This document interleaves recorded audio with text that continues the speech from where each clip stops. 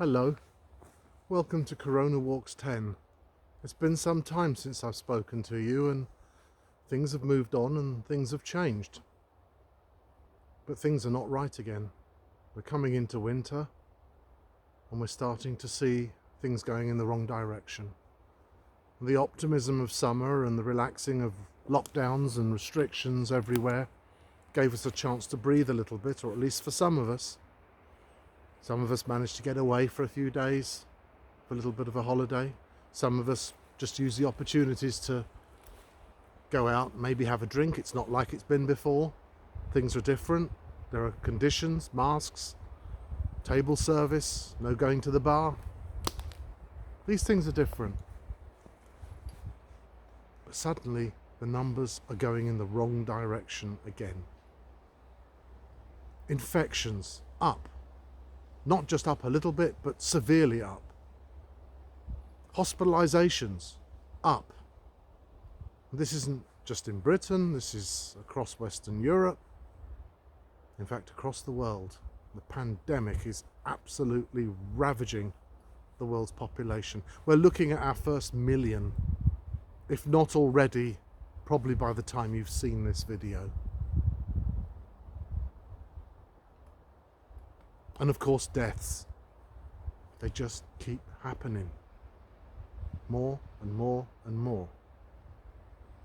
And if we measure excess deaths as opposed to directly attributable corona deaths, the figures get more interesting still, and frankly, one despairs at where this is going. The weather's changed too. During the summer, it's been warm and dry. It's been nice, well, at least here in Northern Europe. I haven't been out in the woods quite so often, more out in the open. Now I'm back in the woods. 7 degrees today, and it's still September. You can see the moss is looking green. It's rained heavily. It's going to rain and rain and rain. Cold and damp. Perfect corona conditions. And of course, it's going to get colder and damper as we head into winter. Track and trace. Remember? Track and trace. We were going to track everybody down. We're going to trace everybody that's got it. We're going to lock people down who've got it so that the rest of the population... Where is track and trace? It's nowhere. Britain has been messing around with various different systems, private providers, when there was a perfectly good organisation to do it called the NHS, which has spent the last 75 years tracking people who've got illnesses, trying to treat them and make them better. No, let's give the job to some company that's got a proven track record of failing every time there's been a major public project. Let's give it to some company that's associated with certain political parties and funding. Well, they have good lobbyists, so they manage to get the contracts. But the truth is, if we don't find out who's got it and isolate them from the rest of the community, then the only other alternative is to isolate the entire community. Surely it's more sensible to find the people who are sick and isolate them than to isolate everybody else. This is common sense. This is what the WHO said back in February, March. This is what I was saying in my early videos, Corona 1, 2 and 3. Secondly, we've got hotels that are standing empty everywhere. Just go onto the websites of the major hotel chains and look for yourself. All the rooms are at bargain basement prices because nobody's using them, because there's no business, because there's virtually no companies working, because everybody's working from home, if they're working at all. Airports are empty. We could be putting these people that we track and trace into those hotels. We could be making sure that they are, for 14 days, isolated from the rest of the community. Surely this is a better strategy than the nonsense that we've had up until now. Partial lockdowns. What is the point of locking down part of a community? Are they assuming that people don't travel, people don't talk to anybody else, people don't go anywhere else, people don't have family somewhere else? Of course we do. We as humans are social beings. We move around. Locking people down in one place doesn't stop them meeting in another place.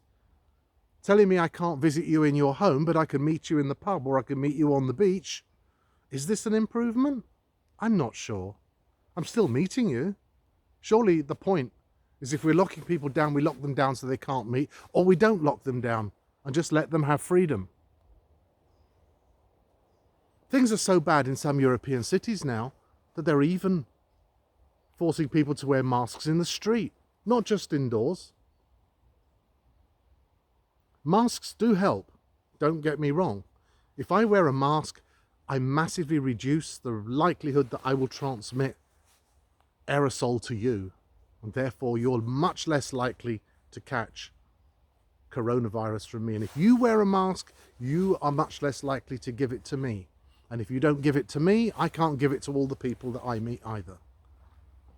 But a lot of people still don't believe you should wear masks. They think it's a nonsense. They think this is all some conspiracy. This is the Illuminati. This is some... There are lots of conspiracies out there, and some of them may actually hold some water. But as far as this disease is concerned, it kills. It definitely kills. We need to isolate ourselves when we think we are infectious, or we may be infectious, and I need to be isolated from you if you're infectious. Vaccines, no sign of them. Lots and lots in production, but mainly to serve the political interests of people who are desperate to hold on to power. I need the vaccine before the election. Oh, I wonder why. Well, maybe some of us are daft enough to believe that kind of nonsense. But is there any point bringing out a vaccine unless it works? Is there any point bringing out a vaccine unless it's been properly tested? And maybe we need to make some hard decisions. Are we trying to protect the population from corona? Or are we trying to protect a defunct economic system that's already hemorrhaging badly? In Britain, we decided to send 2.38 million higher education students back into the universities. It's happening now. They're arriving in halls, and suddenly massive outbreaks are taking place within those halls. Suddenly you get an outbreak of 100 and something people in Glasgow University. I looked at the list this morning of the number of universities that are now listed as having cases of corona, and the list is growing at an alarming rate, and we know within a week or two it's going to be pretty bad. What did you expect sending all those 18-year-olds into a university setting? And let's not forget, particularly in countries like Britain and many other European countries now, we don't just rely on our own home students, but we rely on students from other parts of the world. And where are those students coming from? India, Pakistan, China, the Far East, Latin America. Oh yes, that's right, these are the places where hundreds of thousands of people are now sick, infected and dying. And we're bringing those into our universities right now. They're landing in our airports, turning up in our universities. Now, 200 vice-chancellors will be delighted.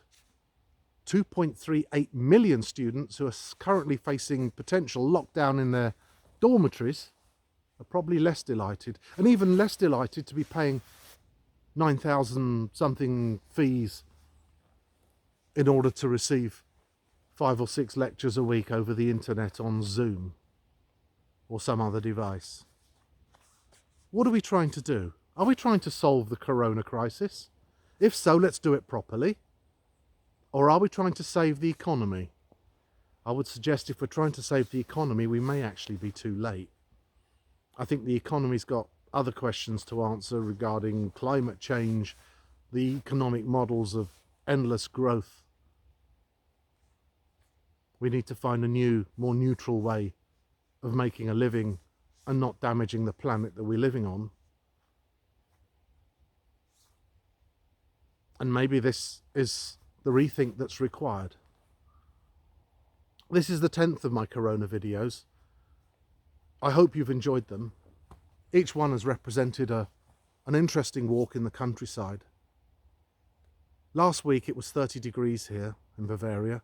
Today it's 7, and this is the high. Apparently it's going to get colder this afternoon. We're looking at serious change. The world is not the one we knew 9 months ago. Christmas is going to be very different this year. I wish you well. I'm planning to do some more videos. I'm not sure if I'll carry on the Corona Walk series or whether I should start a new series. Stay safe and look after yourself. And thank you very much if you've watched this or any of my other videos. Goodbye.